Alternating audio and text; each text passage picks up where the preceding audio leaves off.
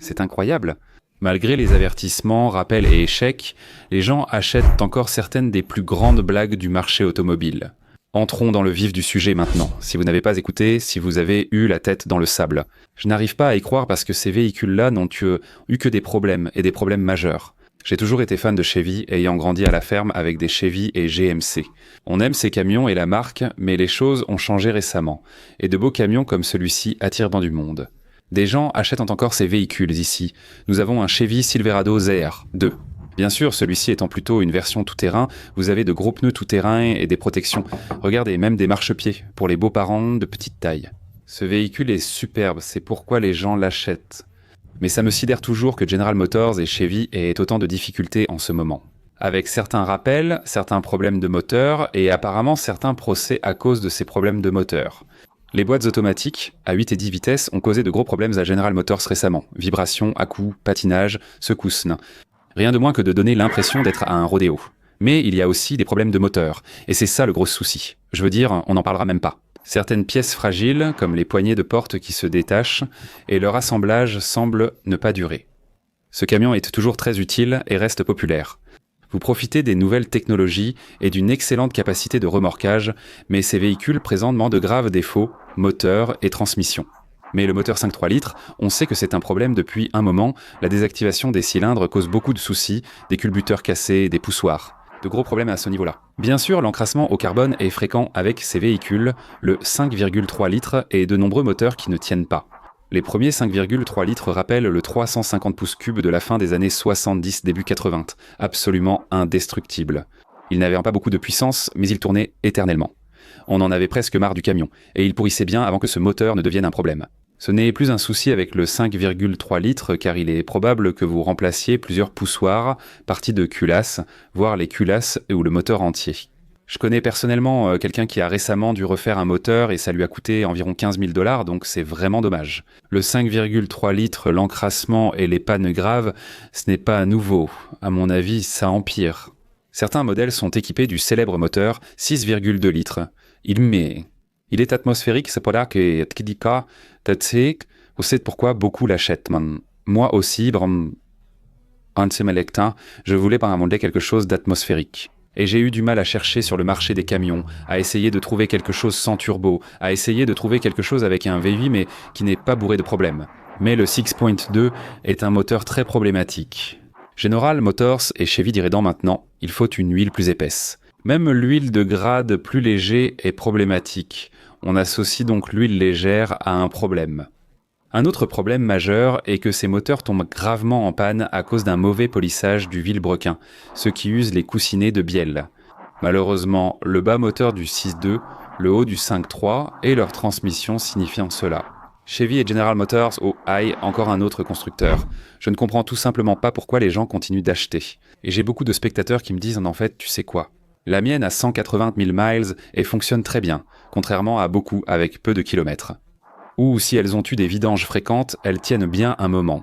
Mais trop de problèmes concernent les produits Hyundai et Kia équipés des moteurs Theta 2 injection directe d'essence. Bien sûr, même le 2,4 spécifiquement, beaucoup de ces moteurs se retrouvent dans la grande majorité de la gamme. Oubliez le fait qu'il puisse y avoir des problèmes de transmission ou des soucis électriques, ce sont les moindres de vos préoccupations. Les déphaseurs d'arbres à cam d'admission se bouchent, car le moteur injection directe d'essence s'encrasse avec du carbone. Il est fortement conseillé de nettoyer l'admission de ces véhicules rapidement, vers 40 000 à 60 000 miles par sablage de coquilles de noix. Si vous ne le faites pas à temps, vous risquez de commencer à avoir des problèmes de démarrage, parce qu'il y a un ensemble de conduites d'admission qui basculent à travers un ensemble de soupapes.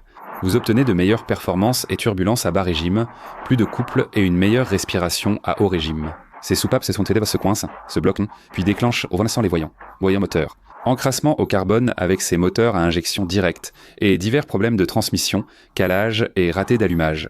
On parle de beaucoup de problèmes chez Schnau avec les systèmes d'alimentation en carburant en général et la lubrification. Et comme c'est une injection directe, il y a beaucoup plus d'encrassement au carbone, on ne peut pas refroidir l'admission. Et bien sûr, en conséquence, ces soupapes commencent à s'encrasser de carbone. Avec une injection de carburant dans le collecteur, on élimine beaucoup de carbone derrière les soupapes, ce qui permet au véhicule de durer de nombreuses années. C'est une réalité malheureuse. La plupart des véhicules modernes à injection directe, toutes marques confondues, sont concernés. BMW en parle depuis des années. Presque tous les constructeurs qui utilisent exclusivement l'injection directe doivent prévoir un entretien supplémentaire. Entre 40 000, 50 000, 60 000 et 70 000 miles, il faut s'assurer que tout ce carbone soit éliminé. La grande partie, bien sûr, c'est qu'il y aurait prétendument des poursuites judiciaires. Et l'autre gros problème, c'est que même avec l'extension de la garantie, Hyundai et Kia ont ajouté une garantie moteur couvrant 10 ans de remplacement complet. Je connais personnellement des gens qui ont perdu leur garantie pour ne pas avoir respecté certaines règles ou dépassé la période de garantie, où ils atteignent la barre des 120 000 km et tout à coup, ils commencent à avoir ce bruit étrange de cognement moteur. C'est un problème fréquent, notamment à cause d'une mauvaise lubrification. Pourquoi ? Les segments de contrôle d'huile s'encrassent en bas avec de la boue d'huile, surtout à cause de l'injection directe de carburant. Cela provoque également toute une série et une multitude de problèmes de conduite. Tout le monde sait que ces moteurs commencent à brûler de l'huile, et maintenant vous commencez à consommer plus d'1 litre par 1000 miles, et c'est tout simplement trop. Vous ne faisiez pas ça quand il était neuf, alors pourquoi le faire après 50 000 miles ? Mais souvent ils le font, et c'est un gros problème avec certains de ces moteurs Theta 2, et en particulier les 2,4S ainsi que beaucoup d'autres. J'ai vu plusieurs voitures brûler sur le bord de la route à cause de mauvaises diesbielles. Il semble que les bielles étaient trop petites. Et si vous avez négligé votre entretien et que vous ne l'avez pas fait assez souvent, vous savez. Nettoyer avec des coquilles de noix et vidanger tous les 6 000 à 7 000 km était sans doute votre meilleure protection. Pour éviter des soucis avec ces moteurs, ils restent imparfaits, et les coussinets de bielle étaient trop petits. Un peu de négligence et de surchauffe, et voilà le résultat. Même avec une partie de ces particules métalliques qui seraient un facteur contributif sur ces véhicules, il n'y a eu que des problèmes pour les véhicules Honda et Kia équipés de moteurs 32. Provenant de la période entre 2010 et 2019, conduire ces véhicules est une vraie aventure, surtout en visant 100 ou 122 000 miles. Bonne chance. Peu vont jusqu'au bout. Certains disent qu'ils peuvent y arriver. Mais avec tous les avertissements, tous les échecs et tous les problèmes dont on entend parler chez Hyundai et Kia, ça me sidère encore que quelqu'un achète ces voitures. Et voici une marque que je ne comprends plus du tout, c'est Buick. Maintenant, ce que nous avons ici, c'est une Encore, qui est essentiellement une version de luxe de ce que nous voyons. La Chevrolet Trax, c'est le même véhicule. On dirait presque une voiture de clown. Je veux dire, si vous regardez sa forme, là où elle est super étroite, ça ressemble à une voiture de clown. Ces véhicules ne sont ni fiables, ni attirants, et paraissent étranges. Le moteur pose problème à cause d'une fuite d'huile. Du calme. Il y a eu beaucoup de pannes de turbocompresseurs avec beaucoup de ces véhicules. Ils sont aussi réputés pour leur sensibilité à la fragilité, aux routes difficiles et aux dommages. De nombreux clients constatent une usure trop rapide des freins. Et quand on regarde les petits freins, je sais que c'est un petit véhicule, mais ceux-là sont vraiment, vraiment petits. On dirait les freins arrière de mon petit vélo à pédales, donc ils ne sont clairement pas suffisants. De nombreux clients se plaignent aussi de bruits de claquements et de coups. C'est simplement que le véhicule, dans son ensemble, est construit de façon très légère, et bien sûr c'est lié à son prix, donc on en a pour son argent. Et honnêtement, entre le style, entre la mauvaise estimation du public cible, parce qu'il faut l'admettre, Buick était traditionnellement une marque pour les cheveux gris, et maintenant, soudainement, ils essaient de séduire les acheteurs plus jeunes, alors que la plupart des acheteurs sont plus âgés et matures. Les personnes aux cheveux gris comme moi achètent rarement ce genre de véhicule, préférant des modèles plus raffinés.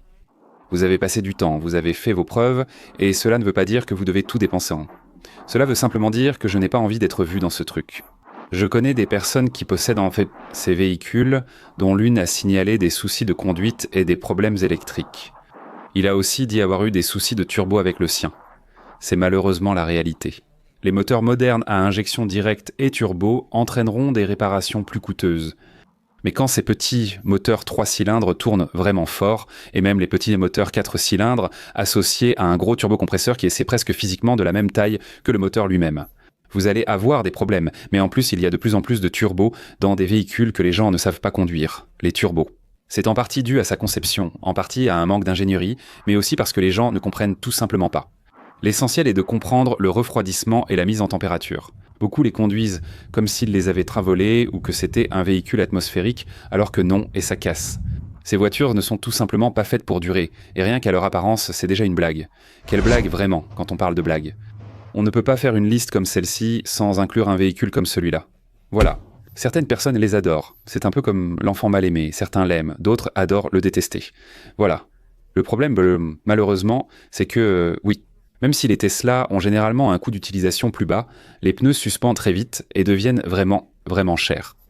C'est pareil pour de nombreuses autres pièces de ces véhicules, par exemple. Ces balais d'essuie-glace sont énormes. Regardez leur longueur qui descend jusqu'ici.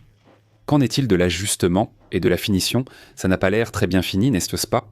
Beaucoup adorent ces véhicules, les achètent et ne jurent que par eux, mais d'autres cherchent à s'en débarrasser. Parce que la revente de ces véhicules est complètement dans les choux.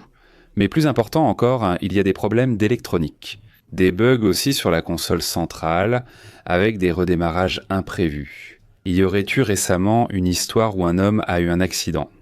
Son Tesla Cybertruck a pris feu et il n'a pas pu sortir en sécurité. Maintenant, ça fait le tour d'Internet, tout le monde en parle, que ce soit vrai ou faux. À ce stade, la complexité de ces véhicules soulève beaucoup de questions. Avons-nous la bonne formation? Les gens comprennent-ils vraiment ce qu'ils conduisent? Il se passe beaucoup de choses sous la surface, mais malgré tous les avertissements, malgré tous les problèmes dont on entend parler et certains soucis, les gens continuent de les acheter. Ils sont toujours partout. On les croise partout. Certains les aiment, d'autres non. Voici la prochaine blague de voiture. Je ne dirais normalement pas ça car elle a sa place. Vous savez, j'ai été en Europe de nombreuses fois au fil des années et j'ai remarqué que ces véhicules sont très populaires en Europe. Et c'est en grande partie parce que les contraintes d'espace dans beaucoup d'endroits en Europe sont très fortes, les routes sont étroites et le stationnement est vraiment très limité. Avoir une petite voiture comme celle-ci est logique, tout comme le choix de Mercedes-Benz de proposer ce véhicule. Ici, nous avons une petite Pulse et ils se sont associés à Swatch pour créer ce joli petit projet. Maintenant, elles sont mignonnes, il n'y a aucun doute là-dessus. Vous avez ici des jantes en acier, regardez les beaux phares. Voiture compacte et ludique, smart pour deux. Nous avons ces véhicules superbes, avec de grandes portes. Une fois au volant, on se croirait dans une voiture normale. À part le fait que vous n'avez vraiment pas d'espace de rangement supplémentaire. Avoir une boîte manuelle ou automatique séquentielle n'est pas idéal. Il signale de nombreux problèmes comme des bruitants de gémissement, des soucis de boîte de vitesse, des fuites de liquide de refroidissement et la corrosion du flexible d'échappement. Il y a toute une série de problèmes avec beaucoup de ces véhicules. Ils tanguent et zigzaguent en raison de leur empattement très court, ce qui rend la conduite étrange sur les bosses. En plus de se sentir un peu ridicule en conduisant ces véhicules, si je devais le faire, je teinterais sûrement les vitres. Mais tu vois, ce n'est pas le plus gros problème. Le plus gros problème, c'est qu'il y a deux moteurs. Tu peux choisir un moteur essence turbo, 3 cylindres de 0,9 ou 1 litre ou un diesel, turbo de 0,8 litres. De mon point de vue, je me rappelle quand le moteur diesel est apparu sur les anciens modèles. Tu atteignais jusqu'à 85 miles par gallon avec un plein. Tu retires la gêne et le ridicule et tu obtiens un véhicule cohérent, facile à garer, très économique et frugal. Ensuite, ils ont remplacé le diesel par un moteur turbo 4 cylindres d'environ 1 litre. Et le pire, c'est qu'ils n'ont obtenu qu'environ 35 miles par gallon. Donc on est passé de 85 à 35 miles par gallon. Alors où est le bénéfice supplémentaire? De nos jours, chaque voiture peut faire 30 ou 40 miles par gallon. Aujourd'hui, presque tous les SUV de taille moyenne, même une Mazda CX-50 atteignent facilement 30 à 40 miles par gallon sans effort. Et pour des véhicules aussi petits, le compromis devrait évidemment être cette taille pour obtenir cette économie de carburant, mais vous ne l'obtenez pas. Pour moi, c'est l'une des plus grandes blagues de l'industrie auto. À l'époque, c'était mignon et logique. Mais le coût d'entretien signifie que c'est très cher, ils rouillent, ils ont des problèmes et ils sont coûteux à entretenir. Voici une autre liste de grands perdants de l'industrie automobile. J'espère que vous me croirez. Vous allez vraiment vouloir suivre cela si vous voulez éviter de gros problèmes et de gros maux de tête. J'espère vous retrouver tous dans la prochaine vidéo. Passez tous une excellente journée. À bientôt, au revoir.